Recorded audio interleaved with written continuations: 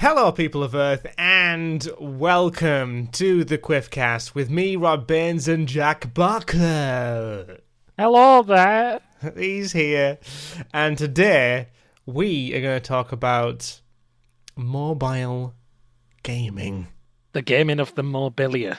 The gaming on the go thing that happens when you're on the train or public transport, or just generally you're just waking up from your slumber, and what do? Do you get up straight away? No, you don't. You switch. You get your phone, and you check up on your games, and stay there for a good hour, and then you realise, oh, hang on, I've got to get up. And then you just start your day. You just start your day, and then occasionally look back at the mobile gaming, and it is amazing how gaming has evolved with mobiles. Yeah, it's certainly changed quite a lot. It has, yeah. I remember the first mobile game I ever played was on my little Nokia brick. And well, there's two actually. There's one there's like a snake game that I played. Yeah, because gotta play the snake game. Where obviously, well, you're familiar with Snake, aren't you? You get the stuff, and then your tail gets longer, and then but it's like proper retro. Try not to eat yourself. Don't eat yourself. That's the biggest challenge. No. In the end. If you bump into yourself, you go back to tiny Snake. Yeah. You don't want that. You want to be the longest snake you can possibly be. You want to be a big old snake. You do. You definitely do. And then there's another game where it was like this. I don't know what it was. It was a monkey. There was a monkey on these platforms, and you had to do lots of jumping things. And I don't completely remember it, but it was like a puzzle with the monkeys and the platforms.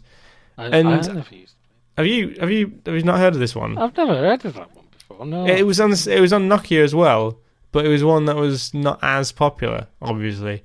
And mine glitched out, and I went on level 0, and it was just like an impossible level 0 one. So that's the last time I ever played that game. But anyway, technology has changed so much. There's so many games available on mobile, on the App Store, on the Google Store, or whatever store your mobile takes. Jack, what games stand out for you on the mobile? Well, do you remember that one of the first like modern games, right? Mm-hmm. Was the Angry Birds. Oh, the Angry Birds! Remember yes. Angry Birds? Angry Birds, yeah. That was like one of the first games that came to like iPhones and stuff like that. Mm-hmm. And that was that game that just made me want an iPhone, and I never got one, but it made me want one. Yeah, that was well fun. That I love that. Yeah, I used to play Angry Birds quite a lot. I'm surprised I actually don't have it on my phone now. But there's an Angry Birds 2. I know that now. I think they overcomplicate things a bit now. But the simplicity of the first Angry Birds was amazing. Just because it was proper. It was the thing. Everyone had it. Everyone had it, and everyone was like comparing what level they're at and whatnot. And it was the first really game that really implemented the touch side of it. Like touch screen technology, like oh my god, actually touch the bird, and pull this thing. Oh, there it goes. It was exciting at that point in the technology timeline thing. Wasn't that like free to play as well? It was free to play, yeah. I'm sure it was a free game. Yeah. I'm gonna check. I'm gonna check now, actually.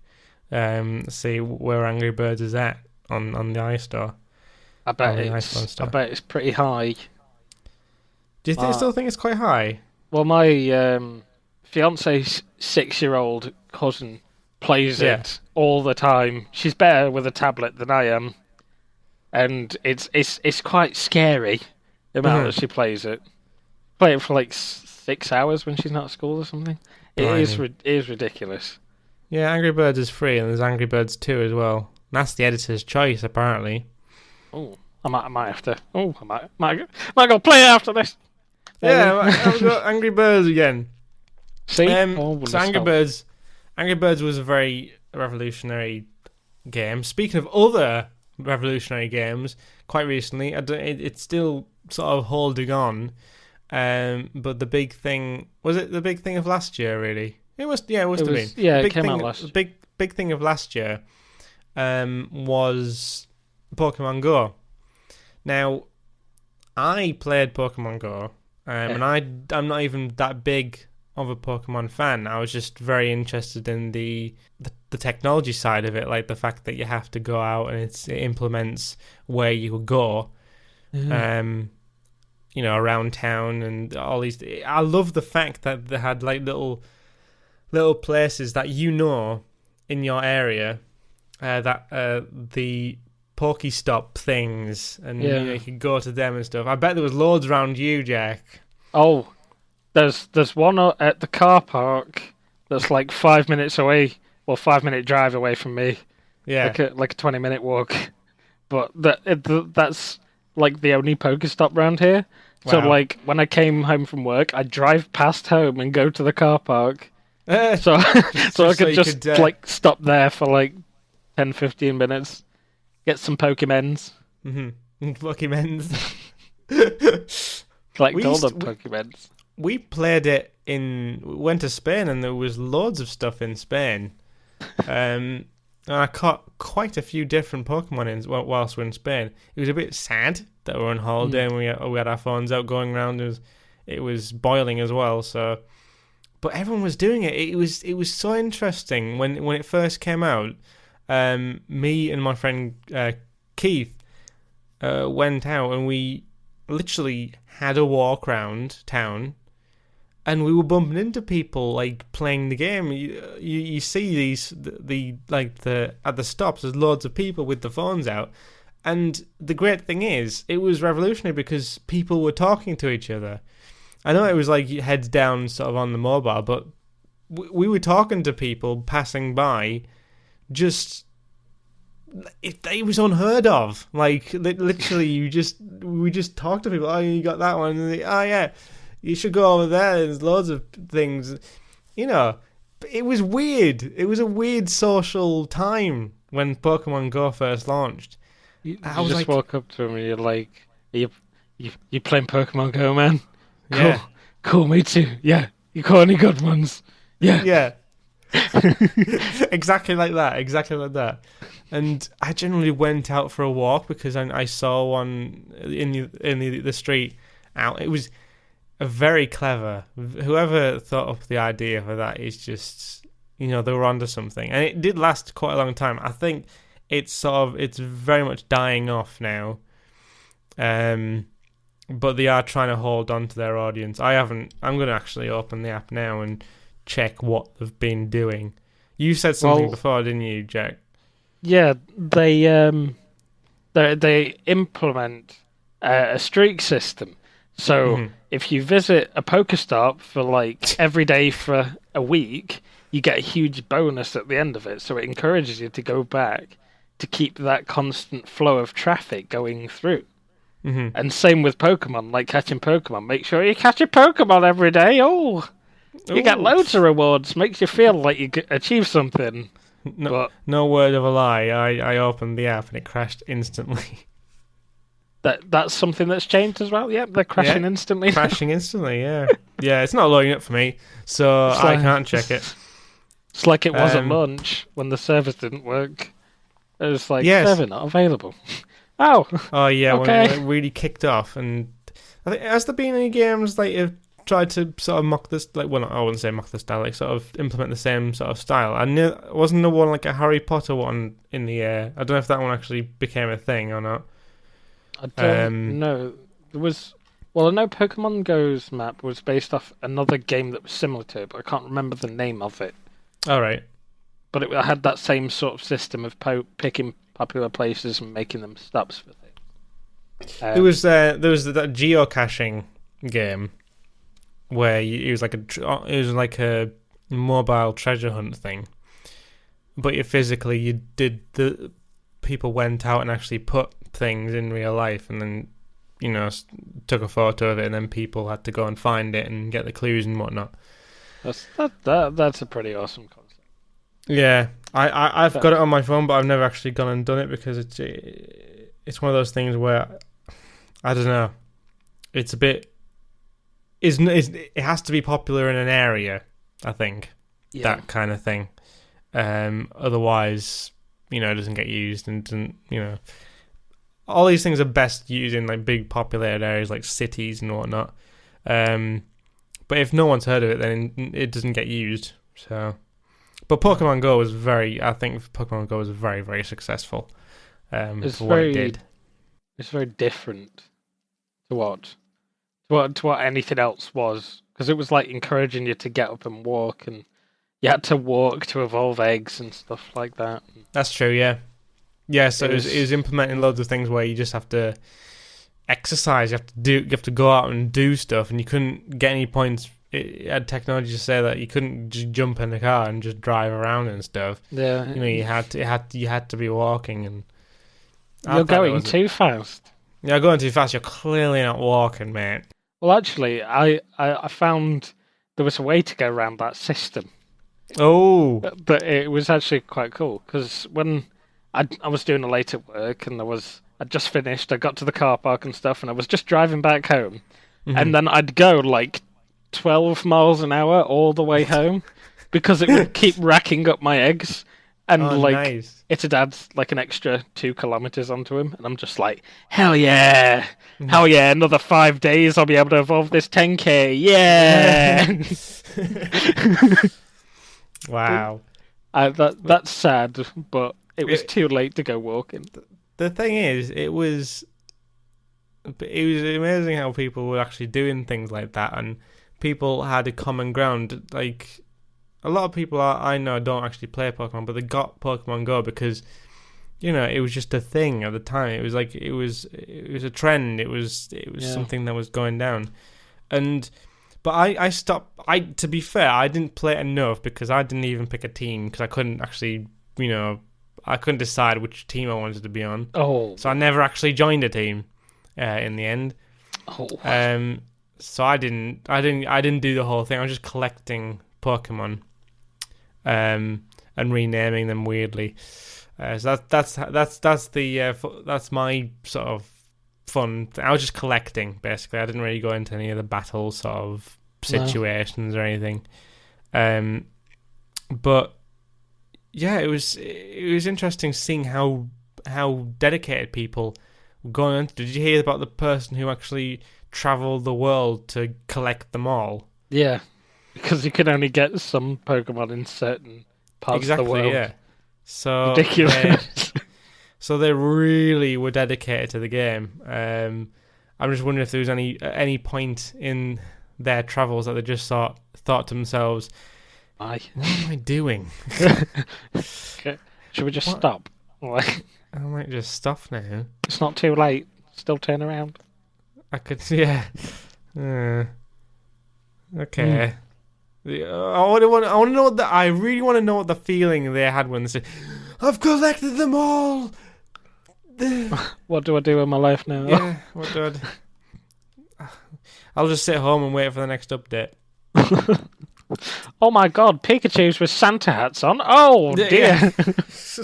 Oh my god, I got little t-shirts and everything. There's one I haven't collected. Let's go get it. Collected. I want to collect all the different t-shirts and variants now.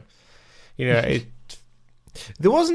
there any sort of paying thing for that? Because I know a lot of there's a big popular thing with video games now is there has to be some element to where you pay to advance. I don't know if was there anything in Pokemon? There was, because there was you could buy extra Pokeballs and stuff that in the shop, which I bought £1 worth of Pokeballs once. Wow. Because I just had no way of getting Pokeballs. Yeah, just purely because of your area, Yeah. But, I mean, I didn't go crazy with it. I wasn't like, the £99 bundle. Oh, best deal. Let's go for that. It's a bestseller, yeah. I love when games have that. There's a lot of games like that that well, they do all the time. You can buy the pro version or something, and then it takes the adverts away. I get that, but and there's games where you can, for example, me and Jack were talking about Avengers Academy, which is one of those games similar to Sims Free Play. If anyone has ever played that one before, basically you have to spend the currency in the game in order to advance time. Does that make? Well, no. You basically, if anyone hasn't played any of these type of games, you basically set your characters off to do things. Oh yeah. They've got to go, like it says, 6 hours. This task takes 6 actual hours. So, but you can if spend you want to 33 shards. If you spend some shards on Avengers Academy, you can skip that. You don't need to do that. You can just do it instantly, and you don't have to wait. So that's one way you can get money. But basically, the shards are like, in Avengers Academy's terms, the shards are like rare to get naturally. You have to level up, and it takes a long time to level up. Yeah. But you could pay. You could pay for these new characters. You can pay like 700. I think it was one for a character releasing early access to this Avenger. In Avengers Academy, you could pay like 700 shards, but I don't know what the exchange rate is in shards into actual real life money. So 700 shards was equivalent to about £20. £20. Yeah. Oh my god. It's quite ridiculous. Yeah. Because I was looking at it earlier. I was explaining it to my brother. I was just, oh look, John, I'm going to do this podcast later on. Just look at the exchange rate for this, right? Just look how much this costs, and he's just like, Jesus, yeah, they're really ripping you off. I'm looking at it now. Yeah, it was 1,200 shards is £20. Yeah, but that's the great deal. That has like a little marker saying "great deal." What's the best deal, Rob? What's the best deal? You can get 7,000 shards, so you could get like at least 7 Avengers for £100. Well worth sorry, it. $99.99. You save a penny, so that's good. That's why it's the best deal. Yeah, and the coins you can get 300,000 credits for £99 as well. Jesus, so it's crazy. It is crazy. I'd never do. Well, to be fair, I said I'd never do that, but I actually did do it once because there was a British invasion special event thing, and there was like this TARDIS thing. Well, it wasn't a TARDIS. It didn't name as a TARDIS. It was a police public call box. But I was like, so I just got it. I don't know what I paid actually. No, to come to mention that. Don't want to admit it. No, I think I paid £8 actually for it. It's really bad. For a little virtual figure. Afterwards, I was like, yes, I've got it, with the same sort of feeling. In the end, so it's like, yes, I've got the TARDIS. Oh.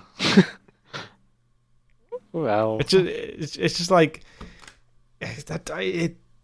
hats off to them to be able to get you to put this put money into this game and just be like, yeah, I've got it now. I suppose that's good. But it's like more targeted towards like a younger audience. Yeah, who could just like press a button and then like spend like as long as it's connected money to their parents' iTunes. Yeah, yeah. Just crazy. But I wanted the Ant-Man special costume. It was only available for today. That's why like you can like link it up with your thumbprint and stuff like that. Yeah, there's certain limitations now with in-game app purchases. It's It's crazy. Anyway, can you think of any other games? There's Avengers Academy, there's things like that, but any random games that have popped up on your phone recently? Let's see. Recently, well, I wouldn't call it a game. It's more like a language learning thing. All right. I've got Duolingo on there. All right. And I've been learning Swedish for like the past 2 or 3 months, every day, which is kind of good. That's kind of good, and that comes with like a few little ads, but you can pay to remove those like few occasional ads. Yeah. For $4.69 a month. And it does. I mean, it's just like a little pop-up thing. You just press close and stuff. It's nothing to me. No. That one's good. That's a good little app. I used to play quite a lot of cooking games. I had cooking. I was quite a fan of Cooking Fever for a while. I don't know why. I just like the games where you have to like do things to an order. Like you have to put the party in cheese, but he doesn't want the lettuce. You want tomato and the bread on top, and he wants fries. Boom. Perfect. Yeah. And sometimes I wanted a cupcake, but you had to pay for the cupcakes with your shards. With your shards. Things like that, yeah. Cooking games. Oh, no, I accidentally opened it. Never mind. There's a bingo game. I play quite a lot of bingo. I don't know why. What else have I got? Coin Dozer. There's a coin dozer game, which is basically that, that arcade machine where you put a coin in and then you hope that it's, you tip the side of the coins off the edge so you can get loads more 2Ps. Those type of arcade games. It's basically that in a mobile game. Well, do you have to pay for shards in that one? Basically, when you open the app, you have to wait. You have to wait a certain amount of time to get another coin. Right. I mean, it can happen whilst you're haven't got the app open. When the app's open, you have to wait. You have to wait 20 seconds for another coin. Ooh. And I got coin walls. I'm playing it right now, and there's like huge coins, and you get loads of coins, and you get 48. Oh my god, look at it! I got toys coming down, and I want that toy because that's a collectible. But do I want more virtual cash? Well, sure. If you want 400 virtual cash, you just have to pay £18 for fake money. Crazy. There's no escaping these kind of things, really. Skip the ad for one virtual money. It's. I can't think of any other games that I've got Pineapple Pen. There's a Pineapple Pen game. Novelty. There is, yeah. I've got Goat Simulator on my phone now. They've compacted the complicated, wondrous game of Goat Simulator into one convenient mobile app. Ooh. That's some riveting gameplay right there. Yeah. The goats. Have you ever heard of Mario Run? I saw it on the App Store and I wasn't sure what it is. Well, you have to pay to play most the other levels. So it's one of those games that they promote for like, oh, it's a new game, it's free. Yeah, only for like 3 levels. Have you ever played Toss the Turtle? Toss the Turtle? It used to be an old PC game, right? On Newgrounds, and then the creator of it made a video and put it onto the tubes, and he says, right, I'm making Toss the Turtle 2. You didn't know that hit game that was like 10 years old, and he put it on mobile because it's such a wider platform because more people have access to phones. Yeah, and that's sort of the same concept, but you don't need to pay at all. The only thing you pay for is a different character to shoot out the cannon. Mm-hmm. I mean, they don't do anything different, but that's a really nice one though. Super Toss the Turtle. Play it now.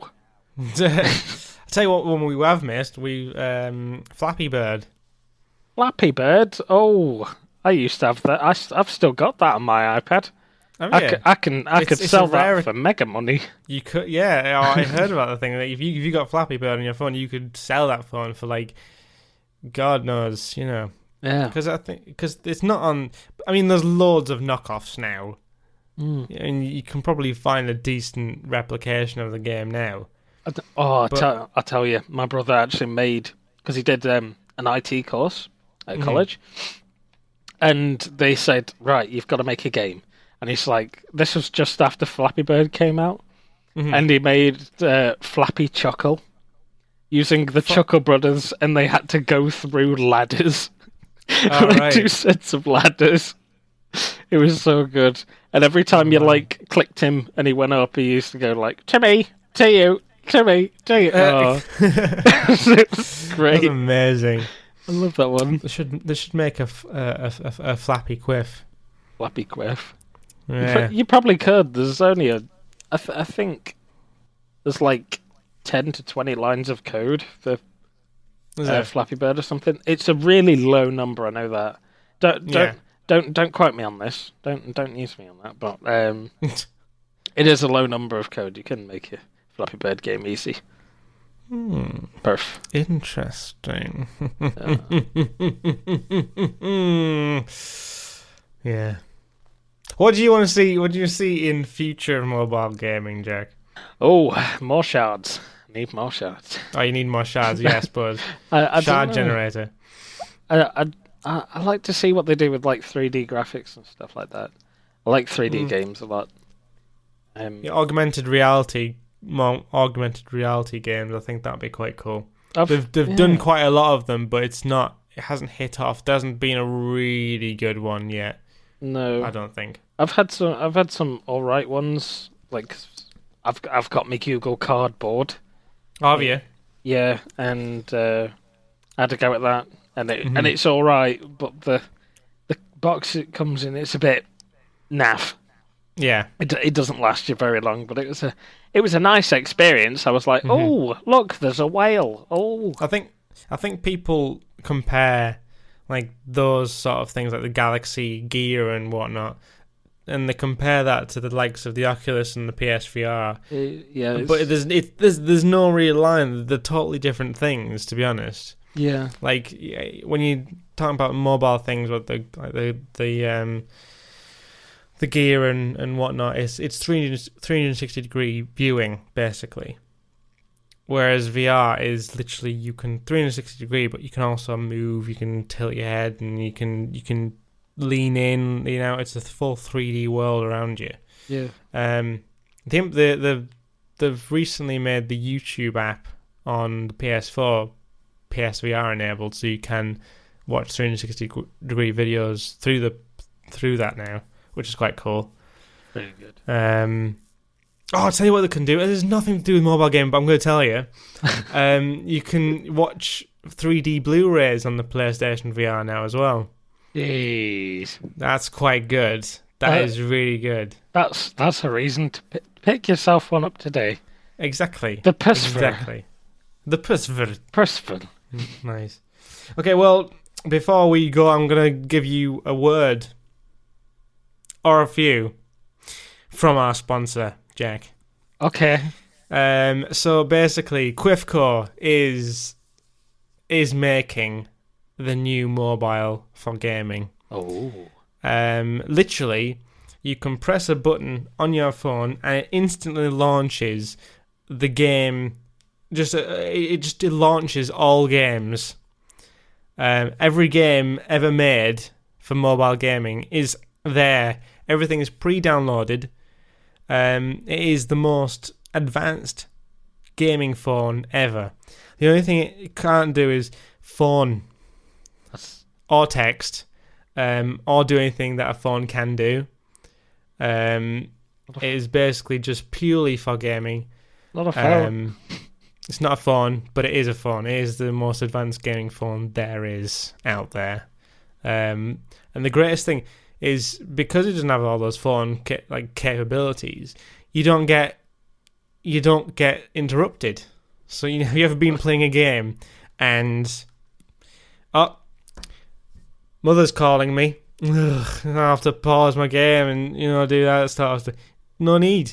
You can trade in your existing phone for this brand new shiny gaming phone, and the screen is massive. It's the biggest gaming phone screen ever, right? It is literally 30 inches.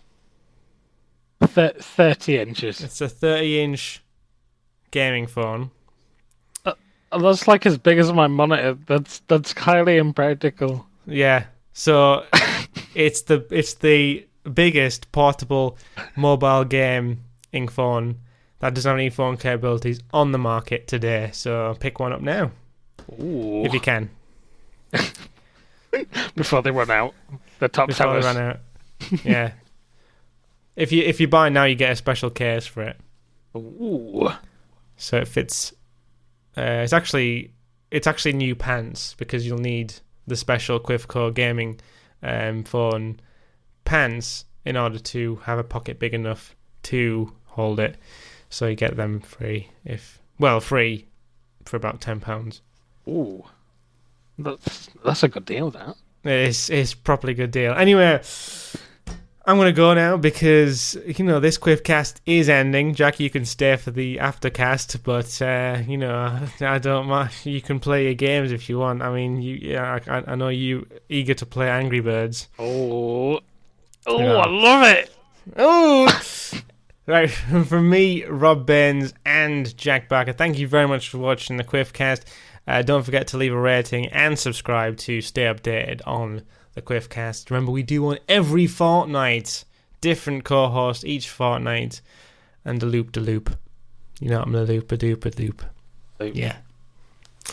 Say goodbye, Jack. Goodbye, Jack.